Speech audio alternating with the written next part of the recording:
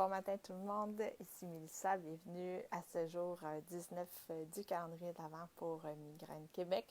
On approche de plus en plus de Noël et des vacances de Noël, donc d'un temps où on va être les mamans plus avec les enfants et ça peut apporter son nombre de défis avec la migraine. Donc on m'a demandé de parler de ça un peu, comment on concilie famille, migraine. C'est pas toujours évident. Je voulais faire cette vidéo-là avec mon garçon, mais j'ai pas réussi à le convaincre encore. Fait qu'en tout cas, je sais pas, peut-être vous allez le voir ou pas, mais pas aujourd'hui. Donc, nous, la façon qu'on a beaucoup fonctionné puis qu'on fonctionne encore souvent, c'est qu'on, je sais pas si c'est bon à terme ou pas, mais c'est la façon qu'on a trouvé pour survivre, c'est de travailler à relais, mon conjoint et moi. Quand mes migraines se sont chronicisées, mon bébé avait à peine 1 an, donc ça, on fonctionnait, genre je m'occupais de lui, mon chum faisait d'autres choses, je me couchais, il s'occupait du petit, je me relevais, je m'occupais du petit, il allait faire l'épicerie. On a beaucoup de fonctionné comme ça dans les jeunes années de vie de mon garçon. Maintenant qu'il est plus grand, c'est plus facile parce qu'il est capable d'avoir des moments où il n'y a pas nécessairement quelqu'un qui joue avec lui. Mais et puis là, nous, c'est rendu un défi là, de revenir à des activités tous les trois ensemble. Mais peu importe comment qu'on gère l'horaire de la famille, pour réussir à passer à travers des journées avec les enfants, ça prend des temps de repos. Moi, je n'arrive pas sans ça. Mais en l'expliquant bien à son enfant, ils comprennent. Tu sais, moi, mon garçon, il sait. Je vais lui dire en avance. Tu sais, je pense que cet été, j'ai passé une semaine avec lui. C'est la première année où j'étais capable de le faire. Les autres années, j'étais trop en douleur pour le faire. Mais même dans cette semaine-là où j'étais avec lui, je lui disais, tu sais, par exemple, là, on va aller se baigner. Après ça, maman va faire son Qigong. Puis après ça, je sais pas quoi qu'on va faire. Puis, tu sais, fait que je lui dis en avance, ça va être quoi les étapes de la journée. Comme ça, il sait à quoi s'attendre. Puis, il sait, oui, il va chialer des fois quand je dis là, il faut que maman aille se reposer, mais il sait, tu sais, que ça fonctionne de cette façon-là. Donc, les petits trucs que j'ai trouvés au fil du temps, dans le fond, ben, en grandissant, on a commencé aussi à inviter des amis à la maison ou que lui va chez des amis.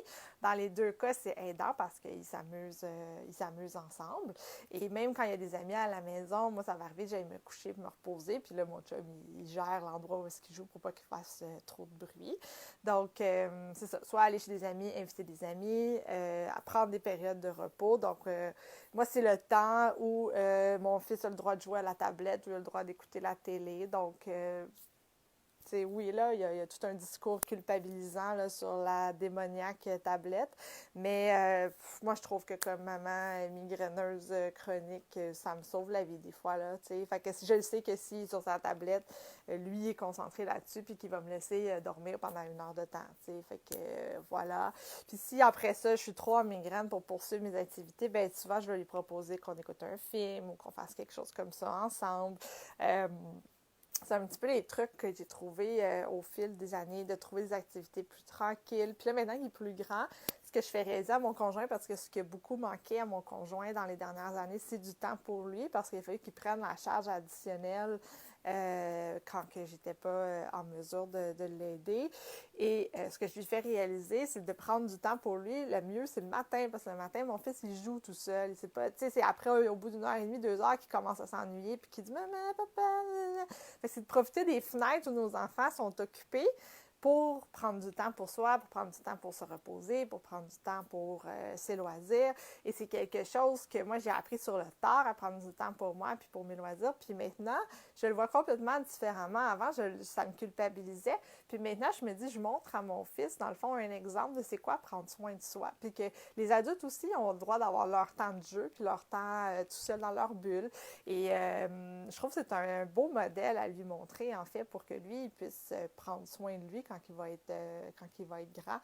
Donc c'est un peu ça, les trucs. Donc, de se simplifier la vie, de prendre le temps de se reposer, de demander de l'aide quand on est capable d'avoir de l'aide autour de soi, d'exprimer c'est quoi ses besoins, d'exprimer c'est quoi ses limites, discuter de la situation avec son enfant, de simplifier les repas. Ça a été très difficile pour moi là, à accepter, mais maintenant, ça arrive que je dis, bon, là, on va manger un sandwich. Ou l'autre fois, j'ai fait un bol de céréales. J'avais jamais fait ça de ma vie entière. Mais j'étais juste plus fonctionnelle cette journée-là.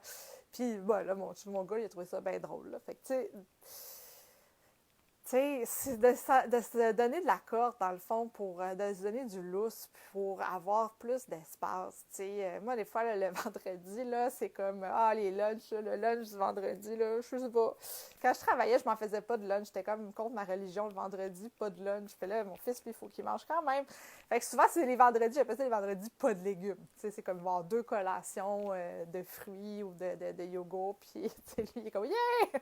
Puis, c'est correct. C'est de s'enlever toute la culpabilité qu'on se met sur le dos, puis se donner de l'espace pour avoir du temps de qualité avec nos enfants. Je pense que c'est ça qui retiennent le plus au final, tu sais. Donc, c'est ce que je vous souhaite pour les vacances de Noël, de prendre du temps de qualité pour vous et avec vos enfants, puis d'alléger l'horaire. Donc, nous, on a beaucoup allégé l'horaire. On ne se boucle plus rien entre Noël puis jour de l'an. Tout le monde qui veut nous voir, c'est comme peut-être, je sais pas, on verra. Je prends plus d'engagement en avance parce que ça m'obligeait à y aller après malgré la migraine, malgré la douleur. Fait que ça, je fais plus ça. J'allège mon horaire au maximum. Puis si on est en forme, puis si ça nous tente, on y va. Puis sinon, ben on reste à la maison, puis on fait du cocooning, puis on joue avec les nouveaux jouets qu'on a reçus. Donc voilà, c'était la petite capsule famille ce matin. Bonne journée.